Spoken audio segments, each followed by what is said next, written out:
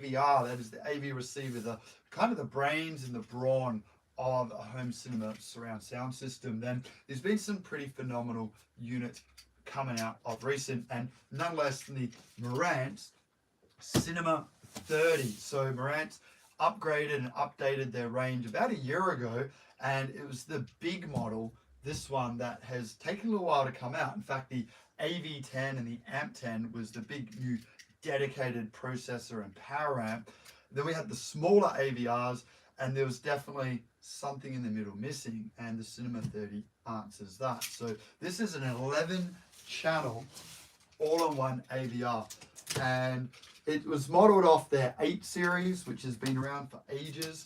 And now that Marantz has changed their model coding, it's now the Cinema 30, 40, 50, and the lower the number, the bigger the amplifier. And certainly the AV10 is their premium, most high-end processor to date. 16 channels on that one. Now this one's also got a big channel count, and the 11 amplifiers on board. So if you've got a system already, you want to upgrade to 4K video, and you know your AVR hasn't done that yet, you've been looking at running Atmos surround sound, or you just want more power, good solid musical strong power out of the system without even having huge channel count, then certainly the Marantz is one to look at. And we've been really excited to get this one in, because we've been running the Premier in here for a little while now. The Premier Swedish brand is a very, very sophisticated AVR. Very clean, very beautiful sound. That the high end is just very high fidelity, very beautiful, very sweet. We've also had in here the Anthem 1140 8K model, and that's a solid unit as well. Kind of grunty sound. The Premier is a little bit more refined. The Premier does cost more, and it's got less channels. It's only got 9. So this unit, sitting at a very similar price tag as well as the Premier SPA 25 and the Anthem 1140. So these are all top-notch units. Which one's better is probably going to come down to a feature list, because they are a bit different.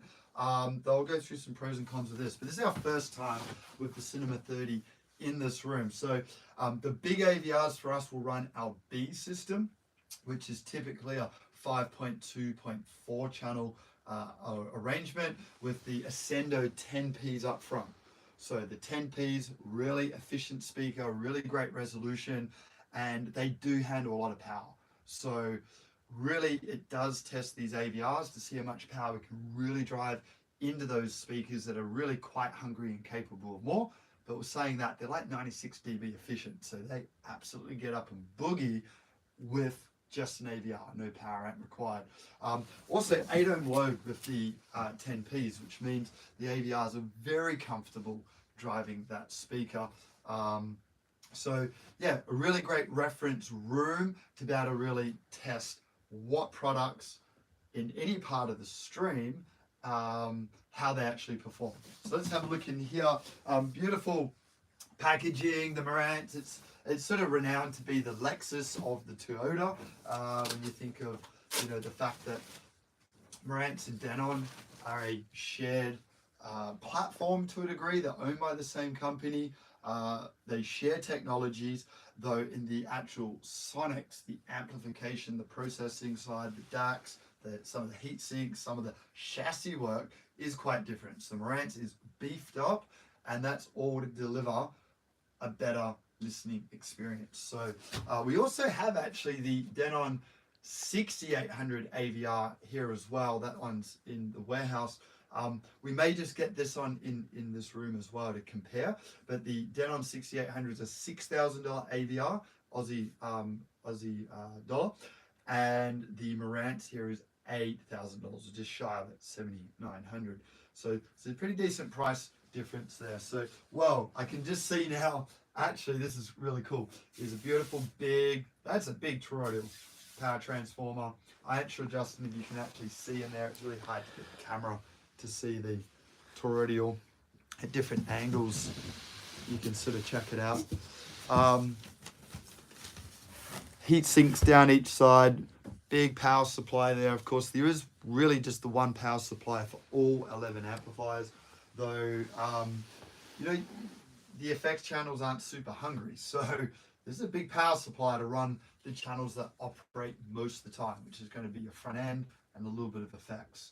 So the less amplifiers you do run off this, the more reserve power there is for everything else. So indeed, if you do run a power amp for, say, your front or your front left, center, right, so the whole front stage, then it means that this whole big power supply here is reserved or really capable of providing just the effects channel. So you can see these AVRs as a processor with an effects power amp built in, and then you can go to your bigger power amp. And the Marantz amplifiers in here, these are capable of 140 watts into 8 ohms, all amplifiers.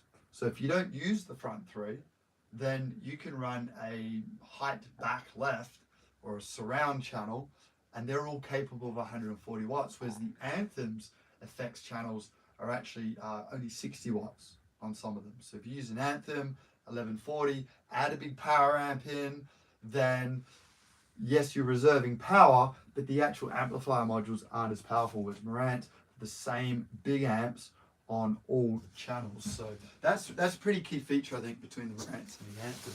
All right, let's get this out of the box. That was rather successful.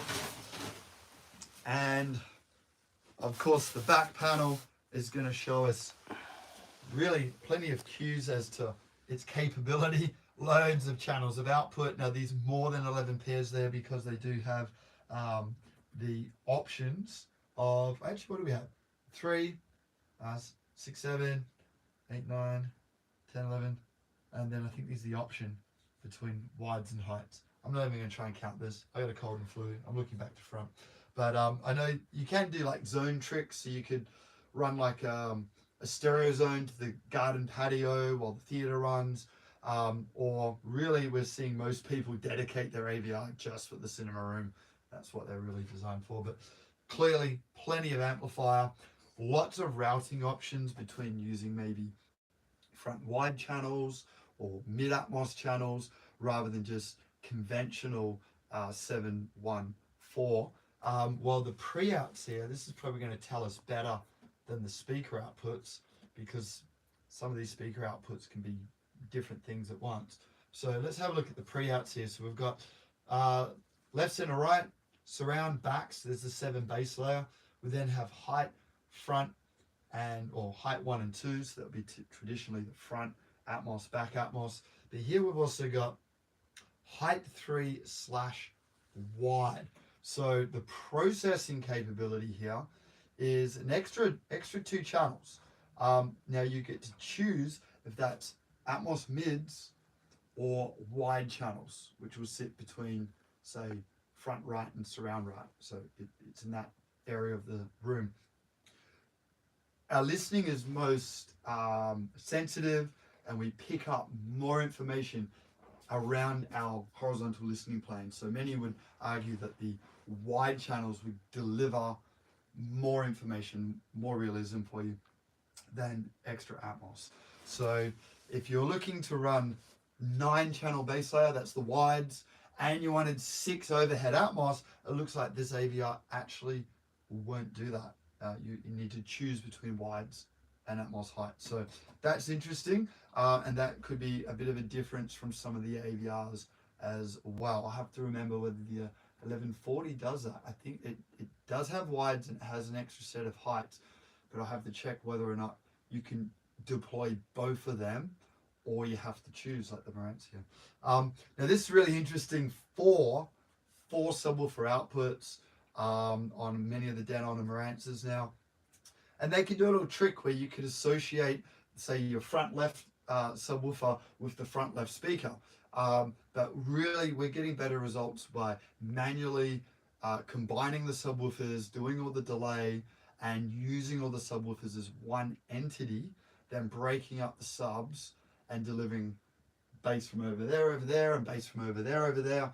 And the issue of that is you end up with some pretty modal and lumpy results in the bass response, because you just got one sub going boof, firing into the room, hitting all the walls, bouncing around the place, being a bit chaotic. Whereas if all 4 subs power out at the same time, and that timing has been tuned, we factor in the subs, the room, the timing, the listening seat, and you get that really great punch. If it's only 1 sub of 4 firing at any given time, we don't have the rest of the subs to push and pull against to get a better response. So very cool that these 4 outputs, but we may actually choose, even if we have 4, we run 2 subs in our B system, we'll probably do our manual sub summarization and we'll just run a single output because we trust ourselves more than maybe the calibration software. Which on that point, Marantz has always ran the Odyssey calibration system. Odyssey now has Multi-X, which is a laptop Windows-based system which allows more user control on what microphone readings you put in, target curves, some really cool things. Though you need to still manually sort out your bass response. It won't do any time alignment as far as I know with that, at least the last time I used it.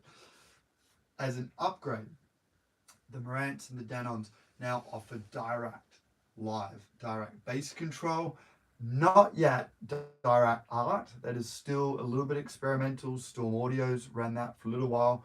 We run that with the Storm here. We've had largely very, very, very good results with direct art, and we're expecting to see direct art technology filter into the other brands like JBL Synthesis, Arcam, Marantz, the other brands doing direct. So not sure about art with this unit, but definitely direct bass control is an upgrade. Now that upgrade will cost in Australian dollars around, it's closer to $1,500. It's like $1,000 to $1,500. So that's a little bit of coin. So when you factor in that maybe squeezing the very most out of this unit means going direct, then this is closer to a $9,500 AVR.